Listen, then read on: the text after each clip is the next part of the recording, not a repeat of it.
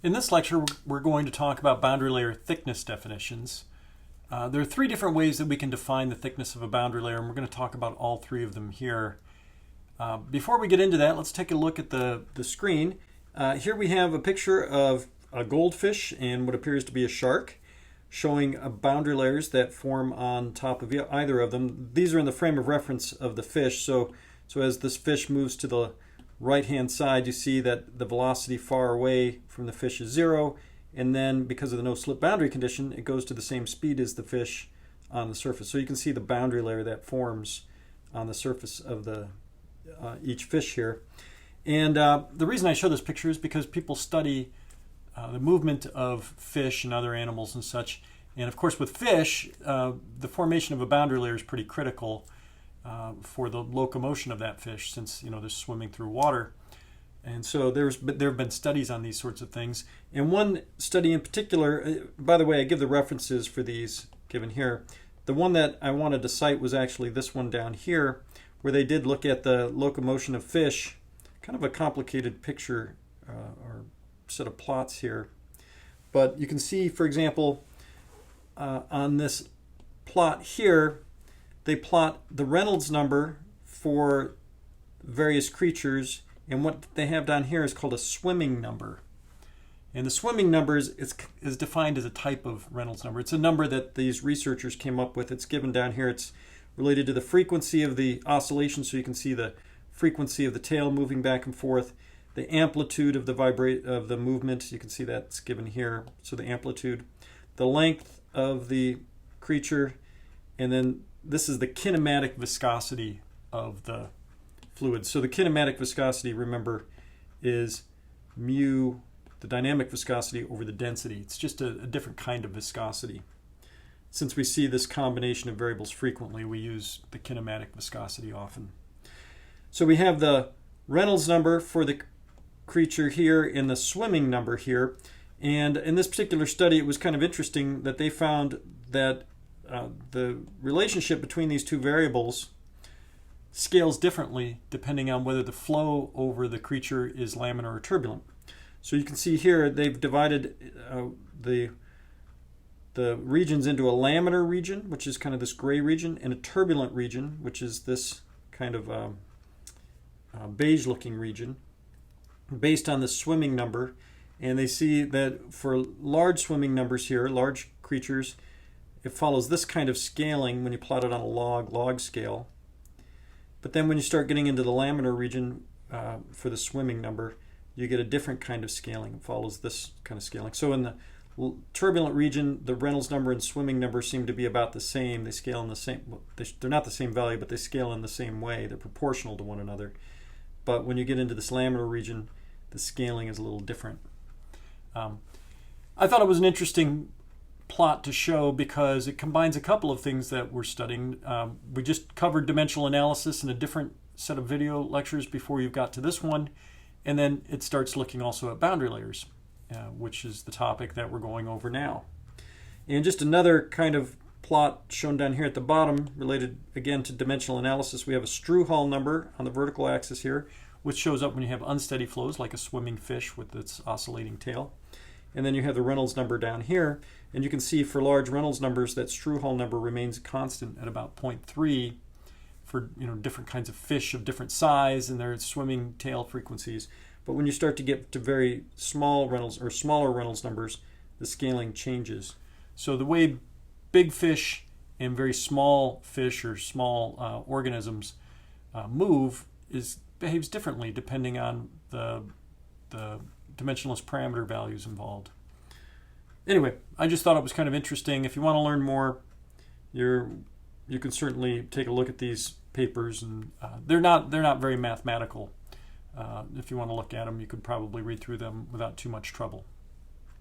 All right, so we're going to talk about boundary layer thickness definitions in this video.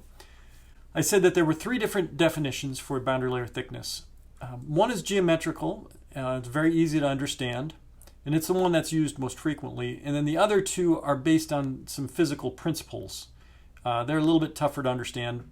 All three are used pretty frequently. You'll see them showing up. But the first one that we'll define as used the most often.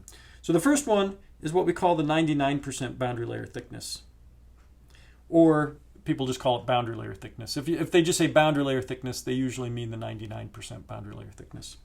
And it will give it the symbol delta, or maybe we'll use a delta sub 99, just so you know it means the 99th percentile, or the 99% boundary layer thickness.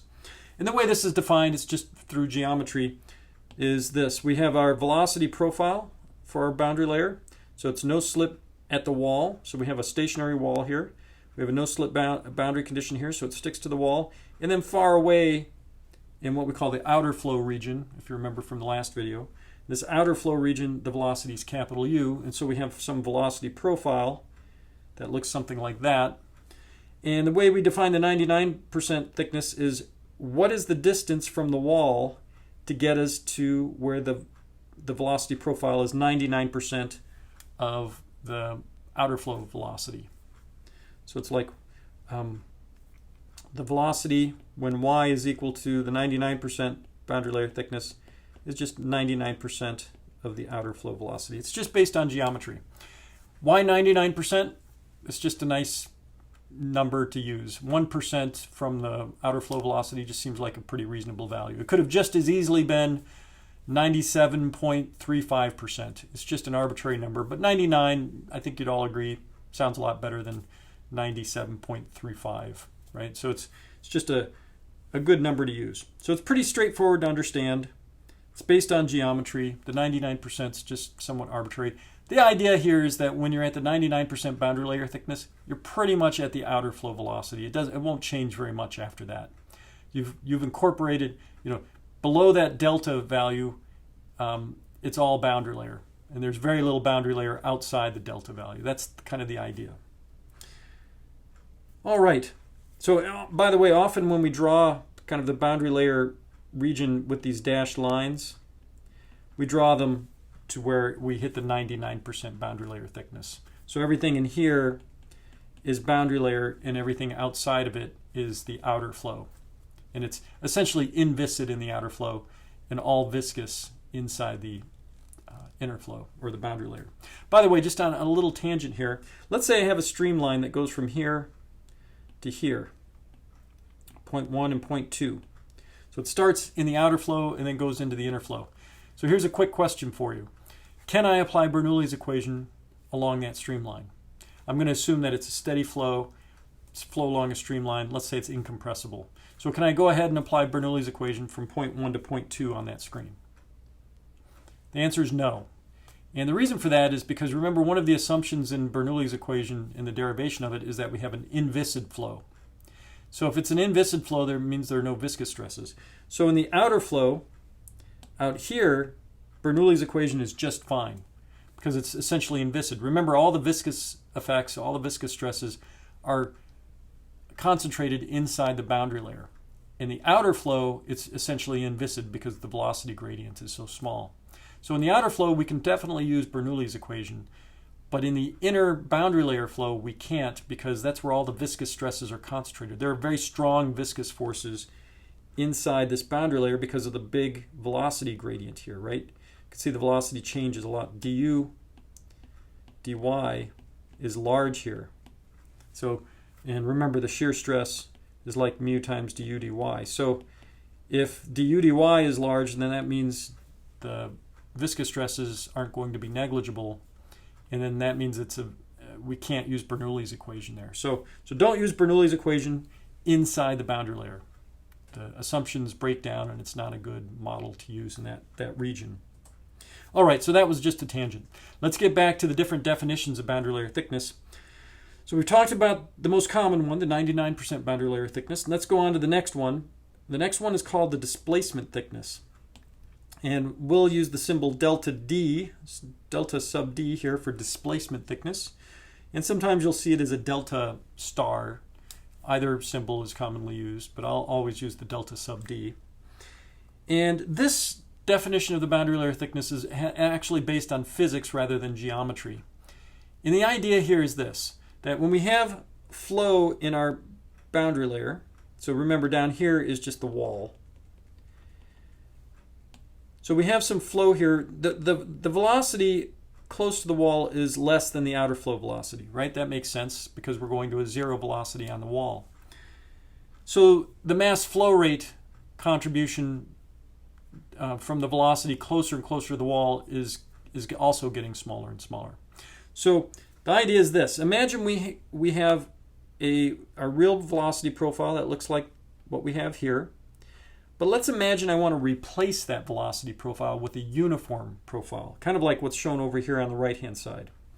Let's imagine replacing the real profile with this uniform idealized profile. Now we know that uniform profile is not quite right because it doesn't satisfy the no-slip boundary condition, but let's just imagine we're going to replace it anyway. Well, this real profile will have a larger mass flow rate than this idealized velocity profile, which is uniform, will have a larger mass flow rate than the real profile, right? Because the velocity down here is larger than the velocity over here. In fact, the dashed line here is the same kind of velocity as on the right-hand side. So you can see on the left-hand side with the real profile, the mass flow rate is going to be less. So in order to keep the mass flow rates the same between the left and the right picture here, I'll have to remove some of the flow from the right-hand side. So the idea here is let me take this velocity profile. Here's where the real boundary is, down here.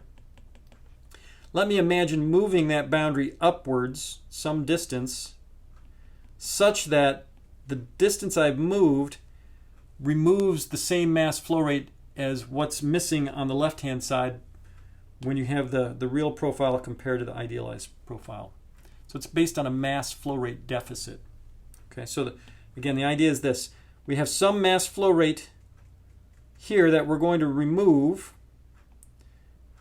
and we want the amount that's removed to match the amount that's missing here. So we want the mass flow rates in those two regions to be identical, so that when I replace the real profile with this uniform profile, I get the same mass flow rates. But I'm going to have to shift that idealized profile, the uniform one, outward some distance to keep the mass flow rate the same. Okay? So the distance I have to move it outward is the displacement thickness. Okay? So that's how we define the displacement. It's based on a mass flow rate deficit. So think about that. Rewind the video if you have to make sure you understand it. So the mass flow rate that we're missing on the left-hand side, that orange region, is going to be the integral of the density times the velocity that's missing. So this is capital U right here, the dashed line. Here's the real U velocity. Remember that this profile here is just U as a function of Y. So it's capital U minus little u. That gives me this distance here.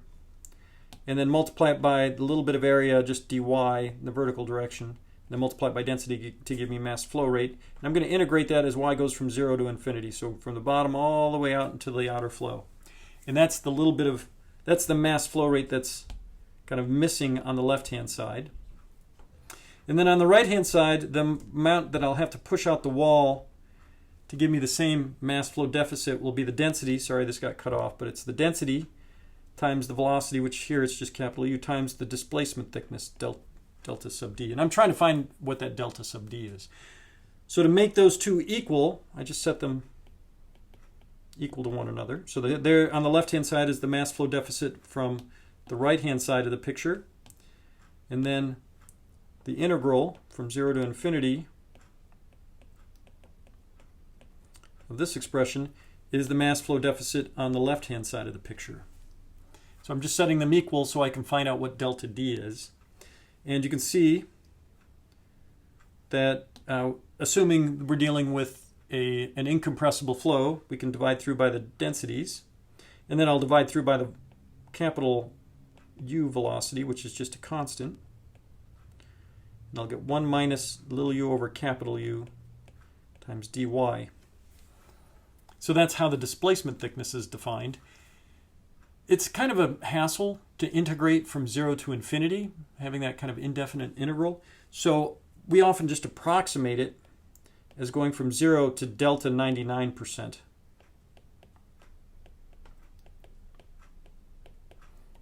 So that's how we generally calculate the displacement thickness. Remember, going from delta of 99% out to infinity, you're only missing, a very small amount of the real velocity profile. It only changes by 1% from delta 99 out to infinity, right? It doesn't change very much. So it's a very reasonable approximation to use these limits instead of from 0 to infinity.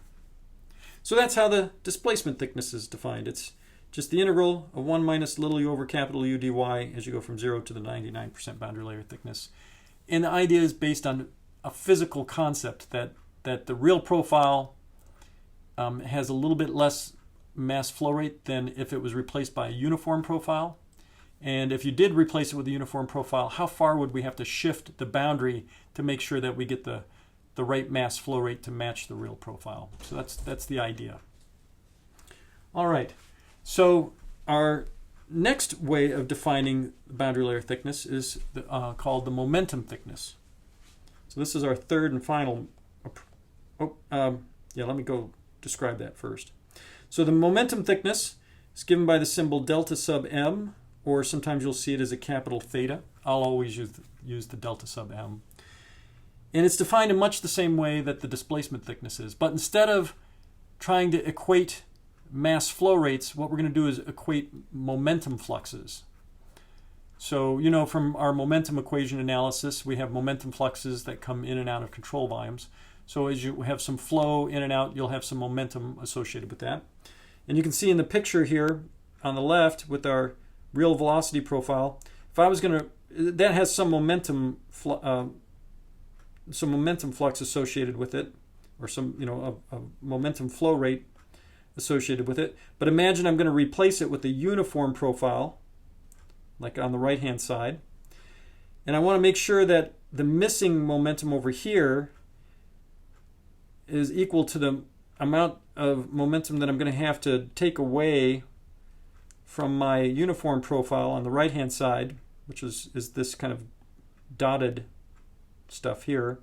I want that momentum flux that I'm going to take away on the right-hand side to match the dotted stuff on the left-hand side so that my profiles have the same amount of momentum in them. Okay, so it's the same idea as the displacement thickness, but instead of mass flow rates, we're dealing with momentum flow rates, if you will.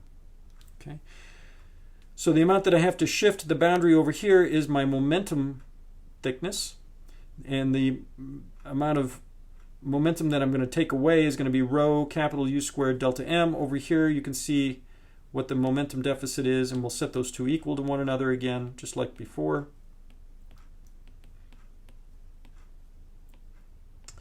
And just as before, we'll assume we're dealing with an incompressible flow, so the densities divide through, and what we're left with is the following. And I'll go ahead and divide through by the capital U squared. So we have little u over capital U times 1 minus little u over capital U dy. And just as before with the displacement thickness, we'll replace the infinity with delta 99. Because it's a little easier to do the integral, and we don't miss very much by just going out to the 99% boundary layer thickness, because once you're outside the 99% boundary layer thickness, we're very close to the outer flow velocity. We're only 1% difference or less. Okay, so that's how the momentum thickness is defined. It's just based on momentum flux deficits rather than mass flux deficits. So the displacement thickness and momentum thickness are really based on physical quantity, some physics related to mass flow rate or momentum flux, whereas the 99% boundary layer thickness is really just based on geometry. Now you might ask yourself, why do we deal with the displacement thickness and momentum thickness? Why would we do that? Well, those quantities show up naturally when you start analyzing mass flow rates involving boundary layers and momentum fluxes, or namely forces associated with boundary layers. So let me just do a couple of examples so you can see this more clearly. Let me go back to the displacement thickness example. So I have a little example here where we have flow between two parallel plates. It's driven by a pressure gradient here. The plates themselves are fixed. And what I've done is I've sketched in what the boundary layers would look like here. So we have the flow coming in. It's uniform as it comes in to the channel. So it's a nice uniform flow right where it comes in. By the way, the center line is right along here, and so the whole plate thickness is capital H, but I've divided it into h over 2 here. The free stream velocity is capital U, so it comes in with a uniform velocity, capital U, but because of the no-slip boundary condition, fluid sticks to the boundary, and we get the formation of a boundary layer. And so you can see that the boundary layer grows in thickness. The dashed line here indicates the 99% boundary layer thickness profile. And you can see it gets thicker and thicker. And eventually what will happen is if you go far enough downstream, these lines will merge and you'll get a fully developed flow region. Let me see if I can sketch this out. So once you get down here, you'll get a nice parabolic profile similar to what you'd get from the Navier-Stokes solution, assuming, like in this case, I kind of sketched it out as a laminar boundary layer. But you'd get a fully developed flow region once the boundary layers merge. So this would be fully developed flow on that side. This region here is often called an entrance region. It's not fully developed in that entrance region because the profile is changing as you move downstream. Okay, and it's changing because the boundary layer is growing in thickness. So all of the viscous stresses are contained inside this boundary layer, on both sides. And then once they merge, the whole thing is affected by viscous stresses. Okay, this inner region, where the viscous stresses haven't really become significant, is called the core region.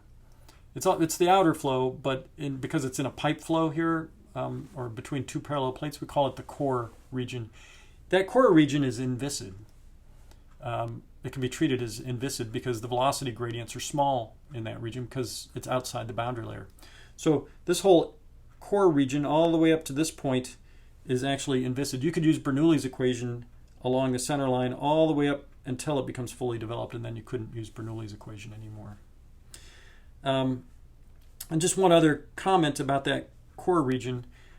I've put the velocity in that core region, but by the way, the velocity profile in the core region is essentially, well, it is just uniform, because the velocity profile changes haven't quite reached the core region just yet. So it's uniform here in the middle, but that core velocity is different. I've called it U prime here instead of U. It's actually larger, so U prime is actually larger than capital U in this case because of conservation of mass. You can see that because the velocity here is slower than the uniform velocity because of that no-slip boundary condition. So if the velocity here is slower than what it came in with, then the mass flow rate is less. But to conserve mass, that means the mass flow rate has to be larger somewhere else. Where it gets larger is in the core region. So the U prime is actually larger than capital U. And we sort of know this already if you look at the profile. If the average velocity is capital U, we know from our Navier-Stokes solution for channel flow like this that the velocity at the center here is larger than the average velocity. So we can see that it makes sense that the core velocity is going to grow in size until it hits the fully developed region, at which point it no longer changes. But that maximum velocity occurs along the center line. It just keeps growing and growing until it becomes fully developed, and then it just stays at a constant value. But that occurs just because of conservation of mass. All right, so I got a little bit on a tangent there, but I wanted to describe the structure of what's happening in this example. What we're asked to find in particular for this example is the mass flow rate through the channel in terms of the displacement thickness. So the way we're going to do this is we're going to actually analyze half of the channel. We won't look at the whole thing, but we'll just look at half of it and write out the mass flow rate. So let me just resketch this channel. Let me do the bottom half. So here's the center line. The boundary layer thickness looks something like that. Here's the velocity profile. So here's our profile u. It's a function of y. We're going to put y just heading upward from the bottom plate here. And then out here in the core region, the velocity is u prime, and it's uniform there. And remember, this distance is h over 2. We're just doing half the channel. So the mass flow rate for half the channel is just going to be the integral from 0 to delta of the velocity profile, rho u dy. I'm doing this per unit depth. Plus, as I go from delta to h over 2, density times u prime dy, because that's the velocity outside the boundary layer. So this is the mass flow rate inside the boundary layer, up to this region here where the kind of the dashed line represents the 99% boundary layer thickness. So that's this mass flow rate. And then out here in the core region, that's the mass flow rate there. Okay, so I've just broken it up into 2 parts. Now the mass flow rate out here is pretty easy to calculate. What I'm going to do is I'm going to write it all out just a little differently. So I'm going to write that that's going to look like this.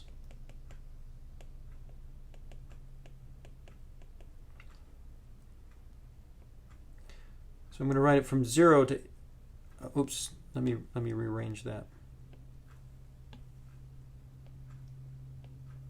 It's going to be like from 0 to h over 2 of rho u prime dy minus from 0 to delta rho u prime dy. So I'm just rearranging, I'm just rewriting this integral. What I'm going to do is I'm going to just kind of make use of this. This term right here is actually, yeah, it's this term right here, the way I've written it. So I'm just going to rewrite that a little bit. So we'll have the mass flow rate of half the channel, 0 to delta rho little u dy, plus integral 0 to h over 2 rho u prime dy minus integral from 0 to delta rho capital U prime dy. So I've just substituted in. I didn't give myself enough space there, so let me fix that. There we go. All right, and now you can see I can combine the first and third integrals together.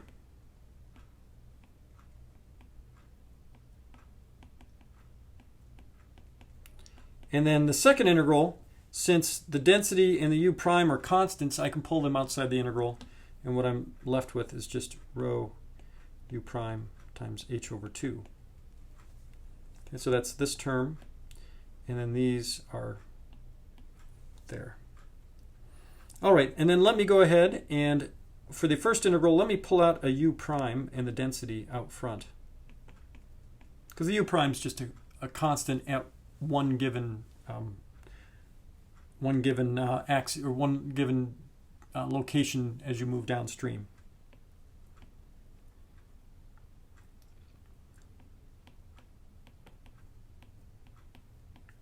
So it's now starting hopefully to look closer and closer to the definition of the displacement thickness.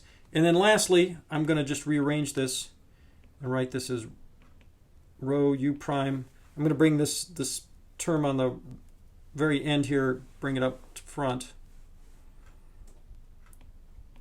H over 2 minus the integral from 0 to delta of 1 minus u over u prime dy. All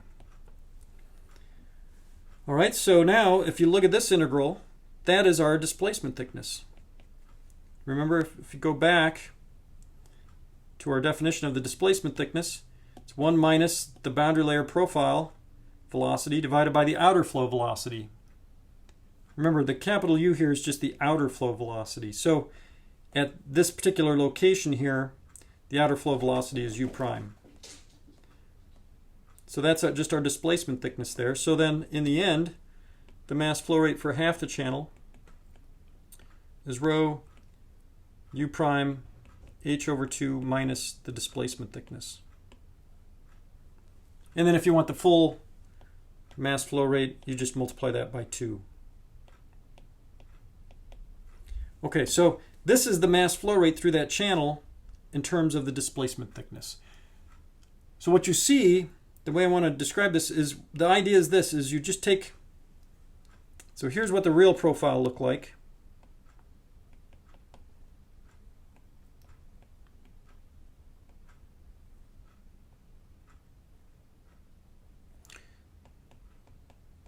So I'm just kind of sketching it out. It's U prime here, and then this is the U, the little u.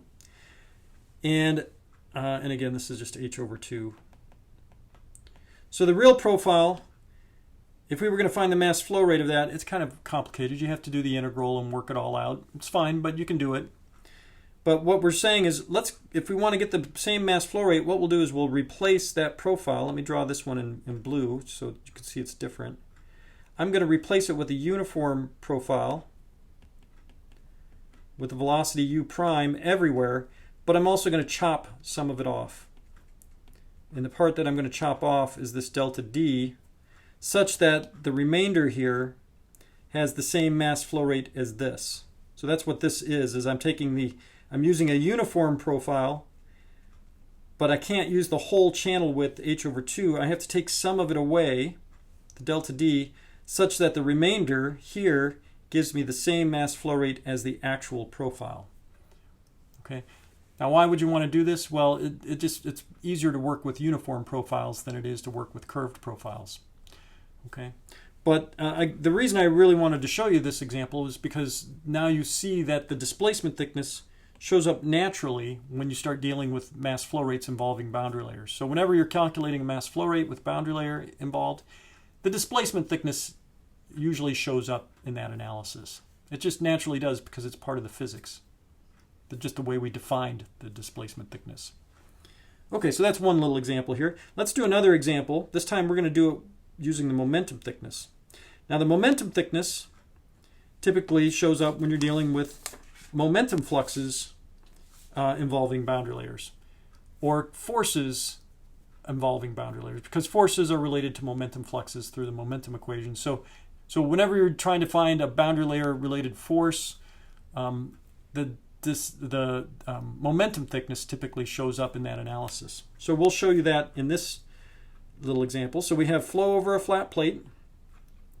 It starts off uniform with velocity capital U, and then it hits this flat plate, and then because of the no-slip boundary condition, we have zero velocity at the plate surface. It's still capital U far away. This is a kind of a semi-infinite domain. You know, as you go up far this way, there is no wall, so it's just capital U velocity eventually far away. The blue dashed line here is just the 99% thickness dividing line, just so you can see where that is.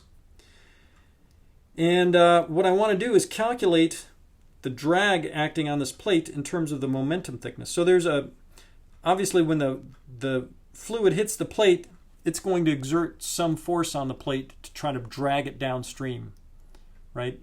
And then thinking about Newton's third law, the plate's exerting an equal and opposite force holding back the fluid. That's what causes the no-slip boundary condition, is that that the plate is exerting some force on the fluid to hold it onto the plate via the no-slip boundary condition.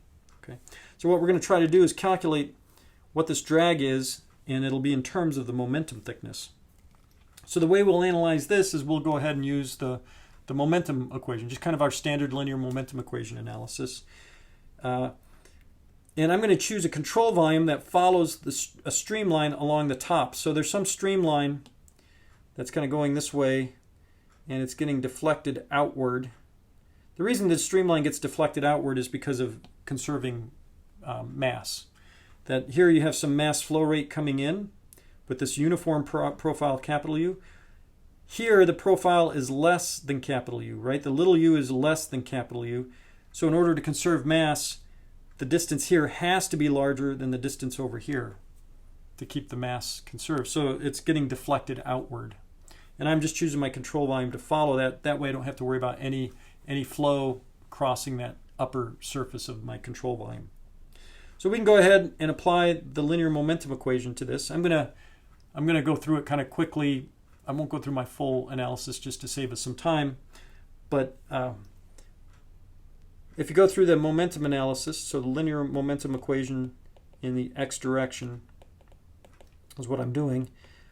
Our surface force will be minus d because I'm drawing the force acting to the left, and x is in the positive direction toward the right. There are no body forces, so this I'm assuming everything is the same pressure out here, so I don't have any pressure forces. So this is our only surface force.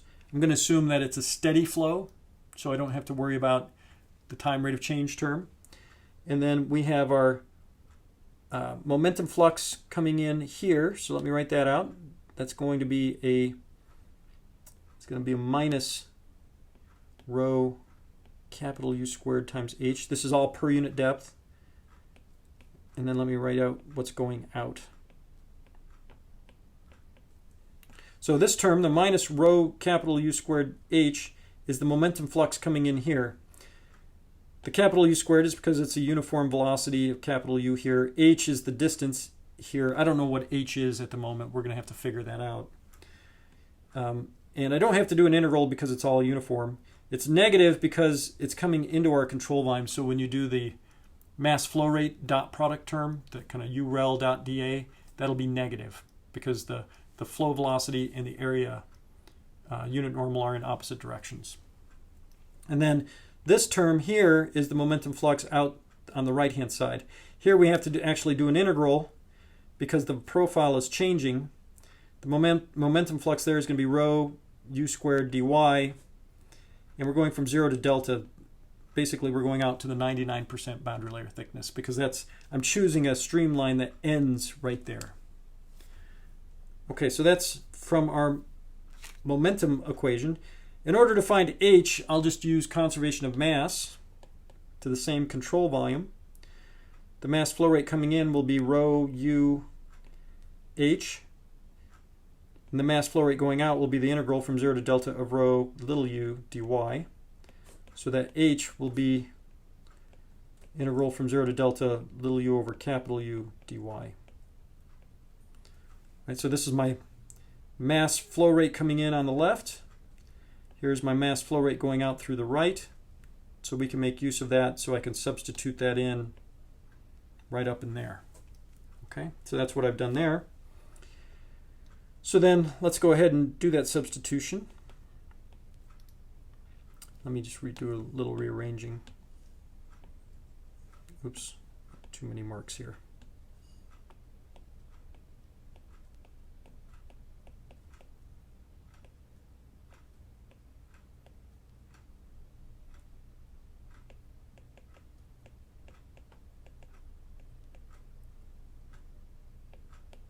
Okay, so all I've done is I've substituted in this value for h up in here, and I've rewritten things. So this term, let me do this in blue so it doesn't get too messy. This term is this one down here. This term is just that one there. And the h has been substituted in there. All right, looks like a complicated football play. All right, so now you can see both integrals are in terms of integrals from 0 to delta, so I can combine some things together here. So let's go ahead and do that. So I'm going to pull capital U squared out of both of these terms.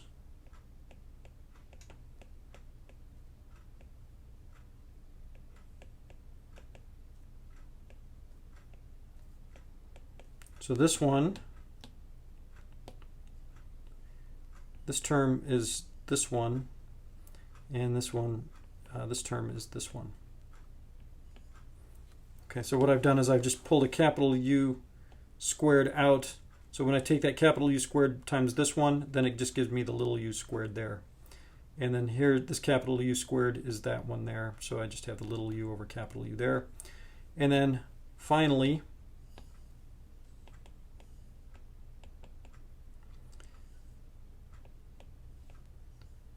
I'll have the following.